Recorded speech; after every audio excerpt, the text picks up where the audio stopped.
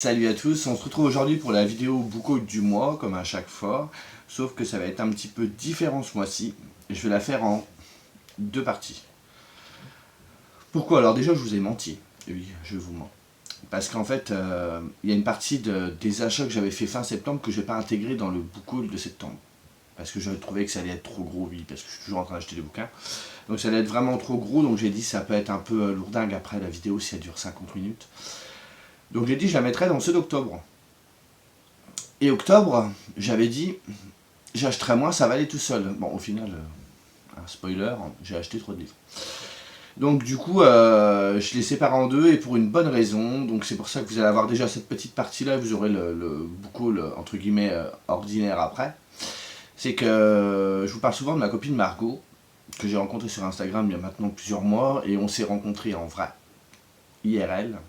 Et du coup, on a passé une journée librairie sur Paris. Donc du coup, je me suis dit que j'allais faire une vidéo juste en ciblant ce petit Bouco-là parisien. Et ensuite, je reviendrai sur le Bouco le plus traditionnel.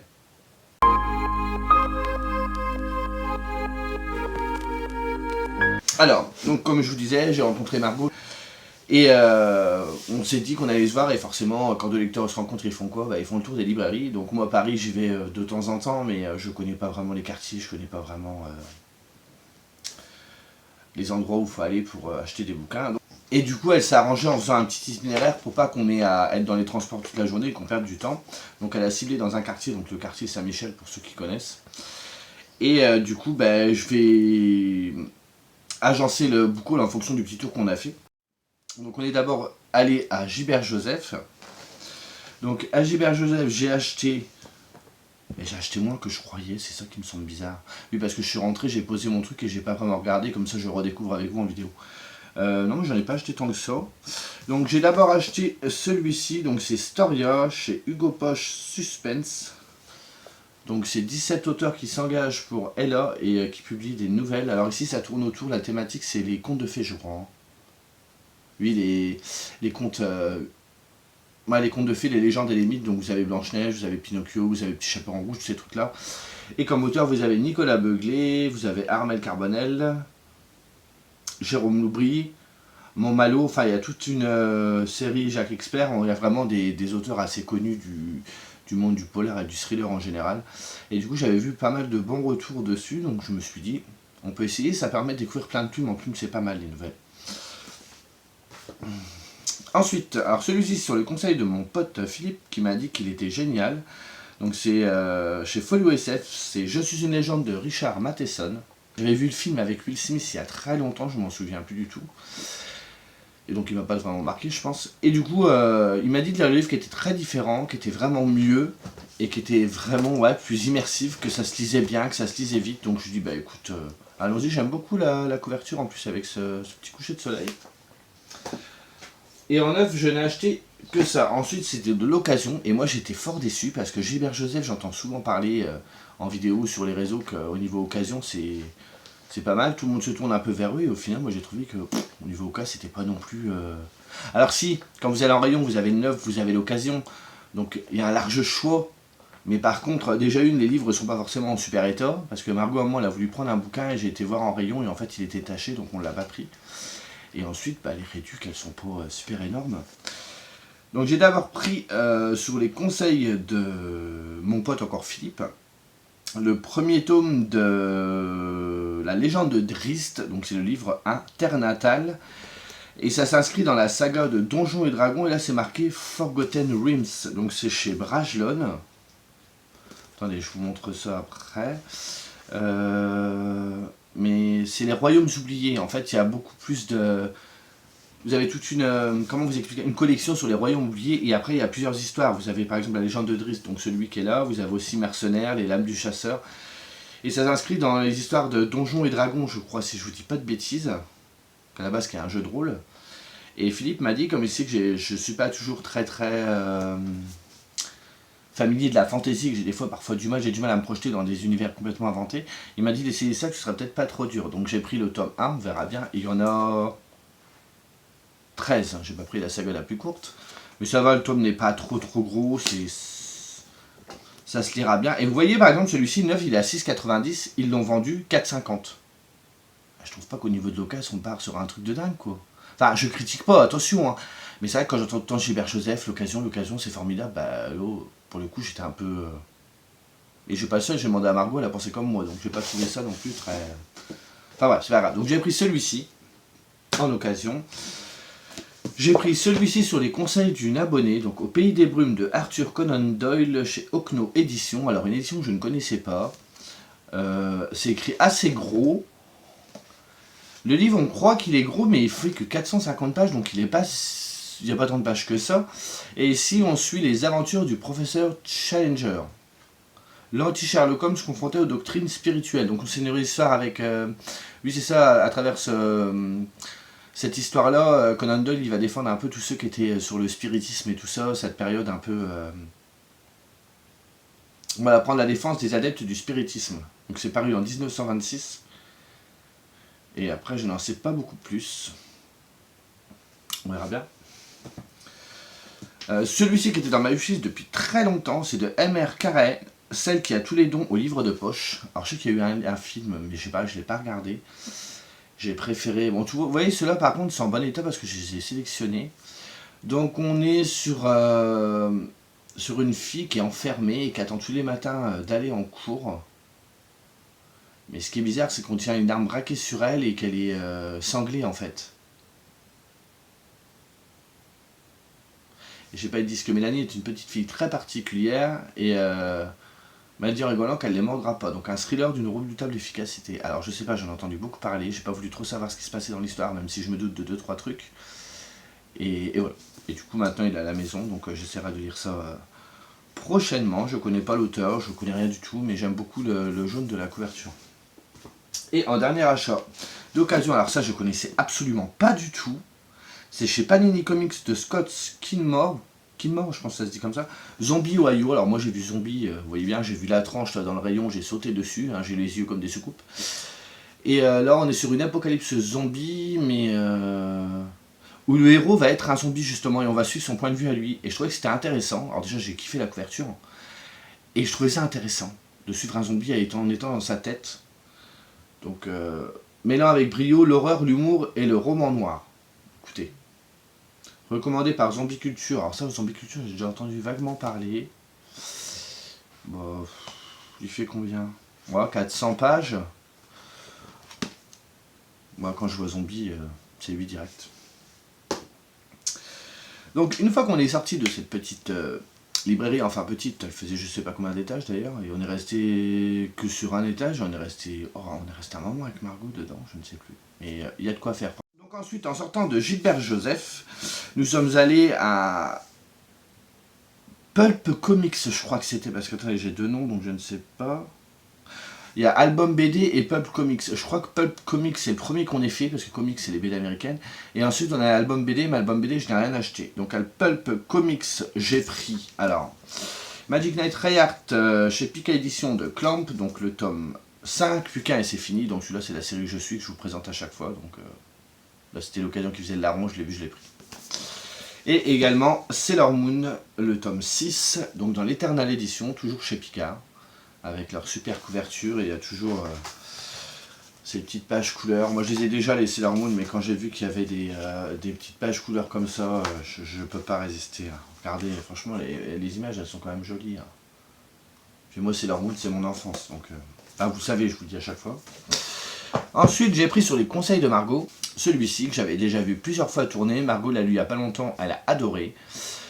Donc c'est Arline de Jepan Sejic. Alors attendez, parce que je vais vous montrer, parce que vous voyez, c'est assez compliqué. Donc c'est Urban Comics, et on revient sur un peu toute la genèse de Harley Quinn en fait. Et je trouve cette couverture absolument magnifique. Et Margot en a fait un super retour, elle a vraiment aimé, et du coup je me suis dit, allez c'est banco, voilà, ça faisait un petit moment que je le voulais. Et le dernier, alors là, j'accuse, et je pense qu'il regardera cette vidéo. On l'appelle Monsieur Cabric, mais il s'appelle Dorian. Et il ne fait pas de l'influence sur des conseils de romans. Non, non, il le harcèle. Il m'a harcelé avec ce livre que j'ai fini par acheter parce qu'il le montrait à chaque fois. Et au bout d'un moment, moi je suis faible. Et ça, il ne sait pas que je suis faible. Donc du coup, bah, j'ai cédé. Donc c'est un omnibus, je crois. Dorian, c'est mieux. Oui, c'est ça, c'est marqué. Donc de chez Marvel, chez Panini Comics, c'est Pouvoir et Responsabilité Ultimate Spider-Man. Donc on revient sur le mythe de Spider-Man qui est remis au goût du jour, donc dans une version un peu plus actuelle. Si j'ai bien compris ce qu'avait dit Dorian, l'ouvrage est super lourd. J'ai eu le malheur d'acheter ça, je l'ai eu dans le sac à dos toute la journée. Je suis rentré chez moi, j'étais fracassé. Il est absolument magnifique. Il coûte très cher. Il est quand même à 70 balles et le tome 2 est sorti à 90 balles. Alors je ne l'ai même pas ouvert, hein. Vous voyez, il est encore emballé, parce que je ne veux pas qu'il prenne la poussière tant que je ne l'aurai pas lu. Je fais totalement confiance à Dorian qui s'y connaît quand même pas mal. Donc ici on représente les 3 premières années de la vie éditoriale d'Ultimate Spider-Man. Donc voilà, c'est ça. En 2000 ils ont revisité le mythe, ils l'ont remis au goût du jour. Et du coup c'est les 3 premières années qui sont regroupées ici. Alors c'est un beau bébé, hein. Mais voilà, franchement, je trouve qu'il est super beau. Alors je sais pas quand est-ce que j'achèterai le tome 2 parce que c'est quand même un investissement. Mais voilà. Si Dorian ne m'avait pas harcelé, peut-être que je l'aurais pas acheté. Non, c'est pas vrai, je l'aurais acheté quand même. Ensuite, derrière ça, donc on est allé à l'album BD. Je crois que c'est ça le nom, d'après ce que Margot a marqué. Mais j'ai rien acheté, c'est Margot qui a acheté des... On était plus dans la BD franco-belge. Là où on vient d'aller, c'était plus manga un petit peu et tout ce qui est comics. Il y avait aussi de la BD, mais la boutique qu'on a fait après, c'était vraiment BD. Donc ensuite on est allé manger avec Margot et ensuite on est allé au Renard Doré. Alors moi le Renard Doré je connaissais aussi de nom, sans jamais avoir poussé plus loin. Ils ont un site internet tout ça mais j'étais jamais vraiment allé et dessus. Et en fait ils vont être plus spécialisés sur ce qui est manga et littérature japonaise. Bon pas que parce que vous allez voir dans beaucoup il y a des trucs qui ne sont pas dans ce thème là. Mais c'est plus dans ce style là. Donc je me suis trouvé de Kazuo Mezu le vœu maudit de chez le Lézard Noir. Donc Kazuo Mezu, c'est un petit peu le maître à penser de Junji Ito. C'est celui qui a écrit, vous savez, l'école emportée que je vous ai montré dernièrement. Et je vous ai montré aussi Baptisme. Donc là, je trouve les... Ah, il y a le voisin qui passe la tondeuse. Désolé. Vous avez la petite tranche comme ça qui est vraiment reconnaissable pour chez le Lézard Noir par rapport à... Je sais pas si c'est par rapport à sa collection à lui ou pas, je sais pas. Donc voilà, du manga horrifique, hein, un peu classique. J'ai trouvé le tome 3 de Gannibal parce que j'avais acheté les 2 premiers. Donc Gannibal c'est chez Meian Edition je crois. Ben ouais, c'est ça, Meian Edition, c'est de Masaaki Ninomiya. Donc moi j'avais acheté les 2 premiers, j'avais pas trouvé le 3e. Donc ça y est, je l'ai trouvé justement au Renard Doré, donc je l'ai pris direct. Je sais pas trop de quoi ça parle, mais sur une histoire de cannibale, je pense, cannibale, sur un village isolé, quelque chose comme ça. J'ai pas encore lu, j'attends d'en avoir plusieurs pour m'y mettre. Donc là, il faudrait que je m'y mette quand même. Parce que... Et il a de super bons retours aussi. Et également celui-ci dont j'avais entendu parler, c'est chez Vega. Donc c'est Dupuis, Vega Dupuis. Donc c'est un seinen, c'est le bateau de Thésée de Toshiya Higashimoto. Donc pareil, j'ai vu ça chez Lully, je crois, chez les Chroniques de Lully, et je ne sais plus où. Pareil, d'excellents retours et tout. Là, le dernier tome va paraître incessamment sous peu. Donc en plus, là, il est relancé. Donc le premier était à 3 €. J'ai pris également le volume 2 et le volume 3. Et en plus, les dames, elles étaient gentilles parce qu'elles m'ont cherché le volume 2 à 3 € pour que je le paye moins cher. Et au final, il n'y en avait plus. Donc j'ai pris cette version-là. Et la libraire m'a bien conseillé. Elle m'a dit surtout, si tu lis ça, attends d'avoir tout. Parce qu'elle dit c'est vraiment addictif. Et si t'as pas la suite, tu vas péter un plomb. Donc on verra bien. Ici, on revient sur une histoire d'empoisonnement qui a frappé une école primaire faisant 21 victimes. Le coupable il a été désigné comme étant le policier du village. Et 28 ans après les faits, il y a son fils qui se rend dans le village justement pour rencontrer son père qui a toujours été clamé son innocence. En voulant rejoindre son père, il fait un détour. Il se retrouve dans le brouillard et quand il se réveille, il se retrouve devant l'école qui est censée être rasée et il se rend compte qu'il a été transporté dans le village 6 mois avant le drame. Donc on est sur une histoire de voyage dans le temps et de résolution d'énigmes où il va essayer de résoudre, je pense, l'énigme avec l'empoisonnement et prouver l'innocence de son père. Je pense qu'on va partir sur quelque chose comme ça. Alors pourquoi le bateau de Thésée, je sais pas. On verra bien en le lisant. Mais ouais, ça m'intéressait beaucoup. Par contre, il faut que je me calme sur les nouvelles séries parce que j'arrête pas en ce moment et c'est pas le tout de les faire, mais il faut les lire. Et j'ai pris celui-ci de Cordelia qu'on va assez tourner, qui est chez Young Novel. C'est Tant qu'il le faudra, donc le tome 1, il y a le tome 2 qui vient de sortir. Et ici on est sur une... Ah oui, c'est une saga en 3 tomes. On va suivre plusieurs étudiants, donc il y a une militante féministe, un étudiant gay, il y a une jeune lesbienne. Ils vont se mettre tous ensemble pour essayer de publier une revue LGBT+. Et on va suivre leur quotidien avec leur vie privée et tout, amour, tragédie, enfin tous ces trucs-là. Donc c'est vraiment tranche de vie en fait, je pense. Ça doit être dans ce truc-là. Par contre, c'est écrit relativement petit, moi, je suis choqué, je pensais pas. Je pense que ça peut être super bien fait, vous avez même le portrait des personnages à la fin. Et bon, il y a un peu de la romance, mais il y a du militantisme. Je pense qu'on peut aussi ressortir en apprenant des choses. C'est pour ça que je l'ai pris, ça m'a l'air assez intéressant. Et ce que j'ai beaucoup aimé aussi dans cette librairie, donc le Renard Doré, en ressortant, ils nous ont donné des marque-pages. Alors écoutez, les marque-pages sont absolument sublimes, on en a eu 3. Enfin, moi j'en ai eu 3, je crois que Margot aussi, j'ai pas fait attention. Donc on a eu celui-ci. Oh là, ils sont trop beaux. Celui-ci. Le dessin, je trouve que... Et celui-ci. Et après, alors je sais pas si ça vous intéresse, mais moi je me suis pris 2 petites cartes. Alors il y a un des artistes, je me souviens plus de son nom, j'espère que c'est écrit derrière. Non. J'ai acheté La Chute d'Antémissa, qui était de la fantasy, où c'était à moitié un roman, moitié graphique. Et c'est fait par Gustave Auguste, donc qui s'est fait appeler Œil Vert sur Insta. Et il a également participé à un projet donc, de la librairie Le Renard Doré, et il s'est amusé à redessiner les personnages de Clamp, qu'on retrouve ici. Et du coup j'avais commandé ça sur internet, mais quand je me suis rendu à la librairie, j'aurais demandé si je pouvais les prendre direct, donc ils ont annulé ma commande et ils me les ont donné là, mais je trouve ça... regardez le talent. Et du coup j'ai pris aussi celle-ci, on reprend les héros de Miyazaki, alors je sais plus, par contre je sais plus c'est qui l'artiste, il était écrit sur le site mais je ne m'en souviens plus, et il n'est pas mentionné sur la carte, c'est dommage. Où il redessinait tous les héros de Miyazaki pareil. Donc c'était des tirages limités, je sais plus à 100 ou un truc comme ça, 100 exemplaires. Et ils ont plein de petites initiatives où ils mettent en avant des artistes et tout, et je trouve que c'est vraiment génial comme initiative. Donc ensuite, dans le sens du Renard Doré, on est allé au Nuage Vert, pareil, il paraît que c'est connu, ce que m'a dit Margot, moi je connaissais pas vraiment. Et on va être vraiment sur tout ce qui est imaginaire. Alors c'est comme le Renard Doré, ce qui m'a surpris, c'est que c'est très connu, enfin, très réputé. Et c'est assez petit, le Renard Doré, bon il y a le sous-sol, mais c'est vrai que ça reste une librairie assez... C'est pas une grande surface quoi, mais...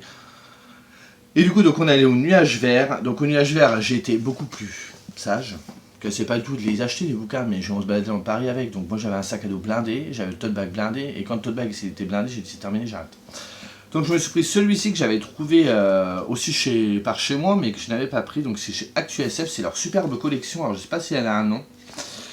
C'est l'intégrale du Le Peuple des Reines de Robin Hobb, donc ici qui se fait appeler Megan Lindholm. Je crois qu'elle se faisait appeler comme ça avant de se faire appeler Robin Hobb. J'ai d'autres livres d'elle aussi où elle a ce pseudo-là. Donc ici, je ne sais plus de quoi ça parle. Du coup, la dernière fois que je vous avais montré, j'avais Jean-Laurent Del Socorro, j'avais trouvé celui-ci à Emmaüs, dans la même collection que celui-là. Donc ici, donc ça se passe dans un royaume de froid. Il y a une femme qui décide, Tilou, je pense que c'est une femme ou c'est un homme? Ah, c'est une femme. Qui décide de fuir sa tribu avec son fils. Et elle va devoir affronter la toundra et la solitude. Et son enfant a l'air d'être assez différent. Elle va se retrouver à rencontrer un peuple éleveur de rennes. Donc c'est pareil, ils nous disent que cette intégrale, elle rassemble le peuple des rennes et le frère de loup. Que ça forme un roman à 3 voix, qui est une véritable épopée de fantaisie où règne le froid, une faune dangereuse et la puissante magie des esprits. Un chef-d'œuvre de Megan Lindholm. Je sais pas trop, ouais, je peux pas trop vous en dire. Je trouve que la couverture est vraiment jolie. C'est vraiment un superbe travail. Donc moi, Robin Hobb, j'avais lu les 2 premiers tomes de l'Assassin Royal. J'ai pas repris d'ailleurs, j'avais adoré. Enfin, que je reprenne, mais ouais, quand j'ai vu le livre, je me suis dit, pourquoi pas. Alors par contre, c'est écrit pas de mouches. Hein. Et Margot m'a fait un petit cadeau, enfin cadeau intéressé parce que c'est un auteur qu'elle surkiffe et qu'elle voulait que je découvre. Donc elle m'a pris le premier tome des Sœurs Carmine, donc le complot des corbeaux, livre de poche jeunesse, donc de Ariel Holtz. Il y a le tome 2 qui doit sortir, ou qui est sorti, je ne sais plus. Donc ici on a été dans une ambiance avec 3 sœurs, un peu à la Tim Burton, c'était assez sombre. C'est 3 sœurs qui essayent de survivre. Ouais, c'est assez glauque, hein. Ouais, il y a des vampires, des nécromants. J'en sais pas beaucoup plus, j'ai pas envie d'en savoir beaucoup plus. Margot avait adoré et elle m'a dit essaye, tu verras. Et Ariel Holtz, j'ai jamais essayé, donc je me dis que c'est le moment. Et voilà pour la petite escapade avec Margot. Je préférais faire une petite vidéo et puis vous montrer un petit peu tout ça. Donc ça s'est super bien passé d'ailleurs, peut-être que vous en foutez, mais je vous le dis quand même. Et ce qui est bien, c'est que vous voyez, il y a certaines relations virtuelles qui se passent dans le réel aussi super bien. Parce qu'avec Margot, on a retrouvé la complicité qu'on avait sur les réseaux. Franchement, il n'y a pas eu de changement, de décalage. Je peux être assez timide, assez réservé. Et en fait, quand Margot est arrivée, ben non, j'ai continué à être exactement comme j'étais. J'ai pas vraiment stressé avant de la rencontrer non plus, tout ça. Ça a coulé de source en fait. On s'est vu, on a discuté comme si on s'était vu la veille. Donc je la remercie beaucoup pour avoir quand même pris le temps d'organiser tout ça et franchement c'était vraiment vraiment sympa. On a prévu de le refaire prochainement. Bon, j'essaierai de me calmer parce que c'est pareil, hein, une journée comme ça c'est super crevant. Ah oui, allez, faire des magasins pour acheter des livres, vous vous rendez pas compte, mais c'est fatigant. Surtout quand vous portez tout toute la journée. Vous vous rendez compte que j'avais tout ça entre mon sac à main et mon sac à main. Mon sac à dos et le tote bag c'était super lourd. Et puis alors le Spider-Man je l'ai senti, hein. Franchement j'espère qu'il sera aussi lourd qu'il est bien. Hein. Donc voilà. Et puis, de toute façon, je vous poste prochainement la vidéo sur le reste du book haul qui sera plus traditionnel. C'est les bêtises de Laurent, version octobre. Allez, moi je vous dis à plus tard. Salut.